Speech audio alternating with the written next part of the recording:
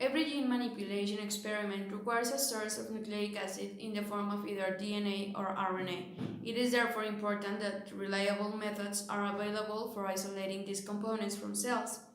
There are three basic requirements. Opening the cells. The second step is the separation of the nucleic acids from other cell components. And the third step, the recovery of the nucleic acid in purified form. If a DNA preparation is required, the enzyme ribonuclease can be used to digest the RNA in the preparation. Meanwhile, to isolate RNA from eukaryotic tissues, the most essential factor is to eliminate RNA's activity, being important to inactivate endogenous RNAs by the phenol SDS extraction, and after the extractions, not to introduce RNAs from external sources. For a plasmid purification, it is necessary to separate the plasmid DNA from the bacterial chromosomal DNA that is also present in the cells. The methods are based on the physical differences between plasmid DNA and bacterial DNA, like size, because plasmids and the bacterial chromosomes are circular, but during the preparation of the cell extract, the chromosome is always broken to give linear fragments. And like conformation, because at the narrow pH range, non-supercoiled DNA is denatured while supercoiled plasmids are not. In the case of DNA bacteriophage, the key difference is that for phages, the starting material can be obtained from the extracellular medium of an infected bacterial culture. When it's centrifuged, the bacteria are pelleted, leaving the phage particles in suspension. These phage particles are then collected from the suspension and their DNA extracted by a single deproteinization step to remove the phage capsid. For a cytoplasmic RNA extraction, the lysis of the plasma membranes occurs leaving nucleic intact, and when removing it by a brief microcentrifuge spin, SDS is added to the cytoplasmic supernatant to the nature protein and removed by extractions with phenylchloroform. Finally, cytoplasmic RNA is recovered by ethanol precipitation. The type of samples also define the steps to follow in nucleic acid extraction protocols. In the following tables, a comparison of the DNA and RNA extractions methods of three types of samples are shown. The major modifications are likely to be needed at the cell breakage stage. The chemicals used for disrupting bacterial cells do not usually work with other organisms. Specific degradative enzymes are available for most cell wall types, but often physical techniques such as grinding frozen material with a mortar and pestle are more efficient. On the other hand, most animal cells have no cell wall at all and can be lysed simply by treating with detergent. Another important consideration is the biochemical content of the cells from which DNA is being extracted. With most bacteria, the main biochemical present in a cell extract are protein, DNA, and RNA. So phenol extraction and protease treatment, followed by removal of RNA with ribonuclease, leaves a pure DNA sample. These treatments may not, however, be sufficient to give pure DNA if the cells also contain significant quantities of other biochemicals. Plant tissues are frequently fibrous and contain organic compounds that can make fresh tissue difficult to break up. Therefore, it is recommended that the tissue is frozen before grinding in a mortar and pestle. Another modification involves the use of guanidinium isothiocyanate instead of the phenol SDS mixture to disrupt cells and inactivate nucleases. Nucleic acid extraction is needed for a wide range of downstream applications like multiplex PCR, colony PCR, low-copy PCR assay, reverse transcription PCR, real-time PCR, cloning, library preparation, genotyping, restriction enzyme analysis, and different sequencing methods like Sanger, cyclin sequencing, and next generation sequencing.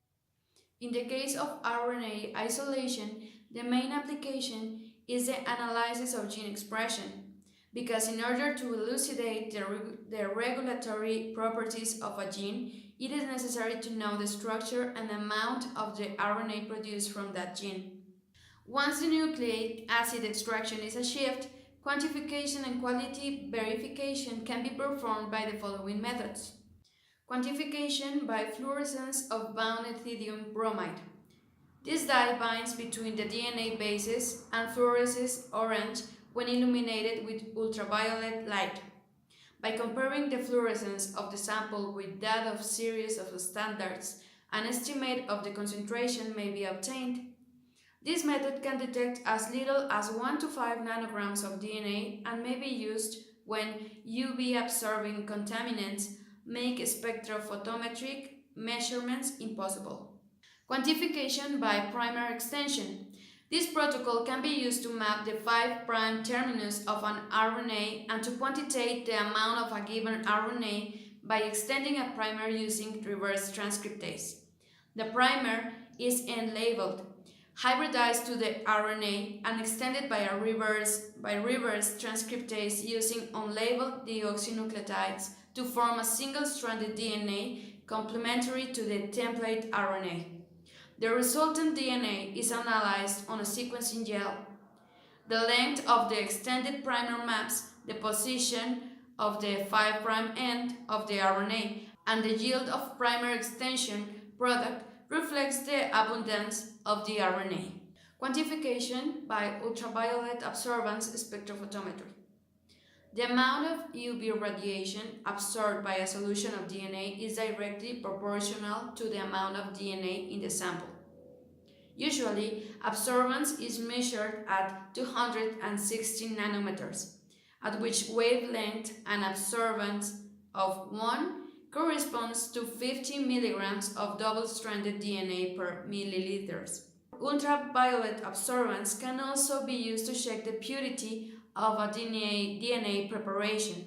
With a pure sample of DNA, the ratio of the absorbances at 260 and 280 nanometers is 1.8.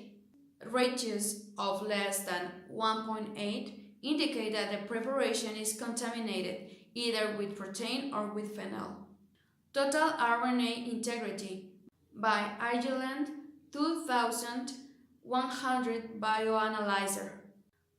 This is a microfluidic platform that enables the quality analysis of RNA using only 1 microliter of sample, provides a numerical quality value for RNA. As degradation of RNA occurs, the RNA peak heights decrease and smaller degraded RNA peaks appear. Finally, many commercial kits have been developed for nucleic acid extraction. These kits are composed of a few reagents and are designed primarily for manual extraction. These kits have shown good performance for nucleic acid extraction compared with in-house methods.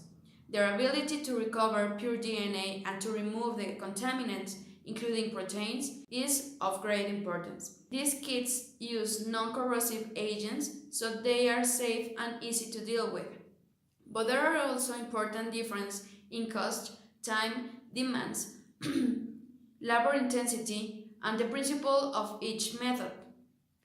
The factors to be considered for selecting a kit include sample origin, preparation method, intended use, humic content, sample quantity, yield, automation, and simplicity. Nowadays, there are several kits available for animal tissue and cells and microbes, for mammalian, microbial, and plant cells, specifically for whole blood, for DNA purification from PCR products, for DNA extraction from gels, to prepare DNA samples for applications such as next-generation sequencing and preparation of expression libraries to purify double-stranded PCR-amplified DNA and to create a library of fragments from a DNA sample. So it's important to carefully evaluate the performance of any extraction method.